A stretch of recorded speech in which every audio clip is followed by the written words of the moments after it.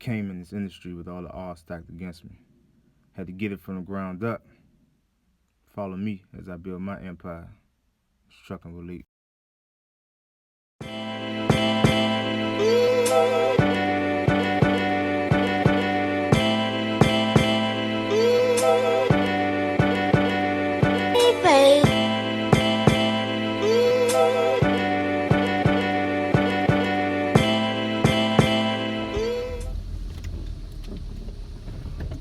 What's up, YouTube?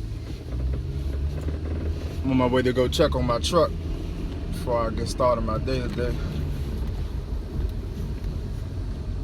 Yeah, I bought a truck a couple months back. Need a little, it needs some work done to it. It still drives though. Definitely drives. I drove it all the way. I bought the truck in Tampa, outside of Tampa. And I drove it all the way down to Maryland. That's a 14-hour ride, so it definitely drives. Probably go check on it right now. I gotta put some work into it, so it needs cosmetic work. And it need a little bit. I say I'm debating on do I want to get a rebuild now for it, but I'm definitely gonna need a rebuild if not need one right now. Determine on if I want to do it now. Meaning as in before I put it to work, or do I want to just try to get a couple checks with it as is and then do the rebuild? So I got it. The truck paid off and all that. I got it for a good deal. Got it for a good price. Only paid like $11,000 for it. When you buy trucks that cheap, it's 9 times out of 10 they're gonna be in need of a rebuild. If not right then and there, they're gonna need one soon. Shout out to a guy named HT Logistics on YouTube. He put out a lot of good information that showed me what to look for as far as like engines and stuff like that, so I can do my calculations to see what's my total gonna be once it's time to put the truck on the road. Because I'm not driving the truck right now, so I'm still working for another company. I'm just gonna put money into that truck until, you know what I'm saying, I'm ready to go step out on my own full time, you know what I'm saying? Go full independent with it. It's basically most used trucks in that 06, 07 range. Basically, you can get one for like as cheap as I got it, but for one, you need to be willing to go out of town, because most of the good deals, you're gonna find a lot of good deals out of town. Like if you're just trying to stay in your area, to find a good deal on the truck. I'm not saying you can't find it, but you can find more options if you widen the range of what you're looking at. And that goes for any type of equipment or anything you look for a person. Like you do that for a personal vehicle as well.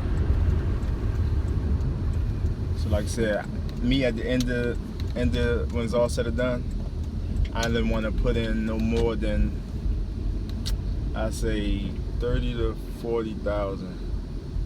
No, max 40,000 my max. What I wanted to put in. Once I get all the repairs done and all that type of stuff. But keep that number as low as possible. But I like doing it this way versus just financing some equipment and then jumping out there, because I can build it up slow. I can take my time with it, you know what I'm saying, wait till I'm fully ready. So let me park real quick. Give y'all a quick little tour.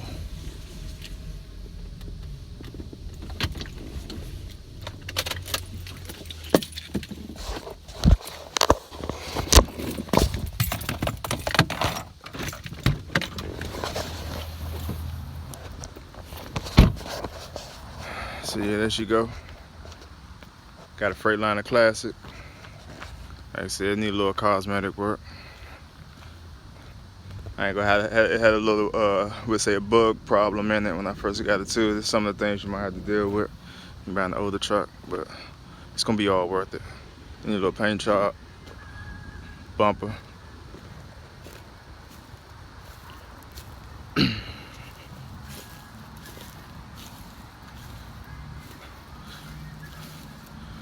Tires ain't that bad, but you know what I'm saying, gonna need tires, all that stuff. Like I said, you just calculate that in when you're looking for the when you're checking out the equipment.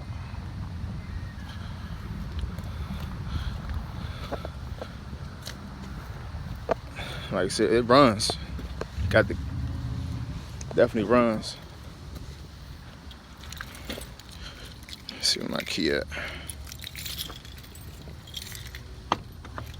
I try to open this up.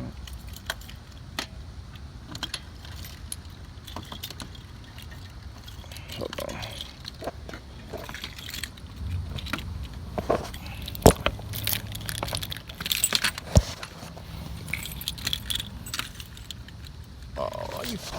Well, tell your old truck situation. Key just broke. Oh man, key just broke trying to open it. So I don't feel like going back in the house to get my other key. So see if y'all can see that. That's how it look like. It's 13 speed.